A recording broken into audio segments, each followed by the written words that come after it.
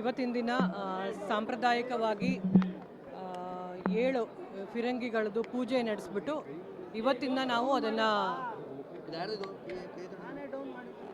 3 ಸಲ ರಿಹರ್ಸಲ್ ಮಾಡ್ತೀವಿ.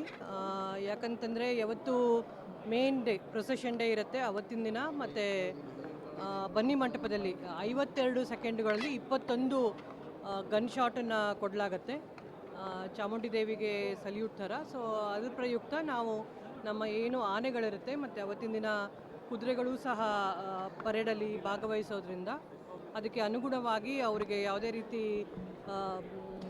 ಗನ್ ಶಾಟಿಗೆ ಅವತ್ತಿನ ದಿನ ಅನ್ಯೂಶುವಲ್ ಅನಿಸ್ಬಾರ್ದು ಅಂತ ಹೇಳ್ಬಿಟ್ಟು ಅವತ್ತಿನ ದಿನ 21 ಗನ್ ಶಾಟನ್ನು ನಾವು 3 ಅಥವಾ 4 ಸಲ ರಿಹರ್ಸಲನ್ನು ಮಾಡ್ತೀವಿ.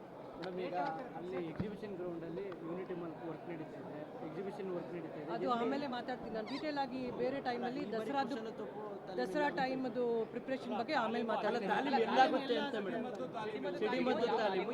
ಅದು ನಾನು ನಿಮಗೆ ಹೇಳ್ತೀನಿ ಏನನ್ನೋದು, ಅಲ್ಲೇ ಆಗುತ್ತೆ. ವಿಮಾ ಸೌಲಭ್ಯ ಮಾಡಿಸಿದ್ದೀರಾ ಸಿಬ್ಬಂದಿಗಳಿಗೆ? ವಿಮೆ ಅದು ಈ ಸಲ ಮಾಡಿಸಿದ್ವಿ, ಪ್ರತಿ ಸಲನೂ ಮಾಡಿಸ್ತೀವಿ. ಈ ಸಲ ಎಷ್ಟು ಮೊತ್ತ ಏನು ಅಂತ ಅದು ಮಾಡಿಸಿದ್ದೀವಿ. ರುಟೀನ್ವಾಗಿ ಏನಿರುತ್ತೆ ಪ್ರೊಸೀಜರ್ ವೈಸು ಅದು ಮಾಡಿಸ್ತೀವಿ. Thank you.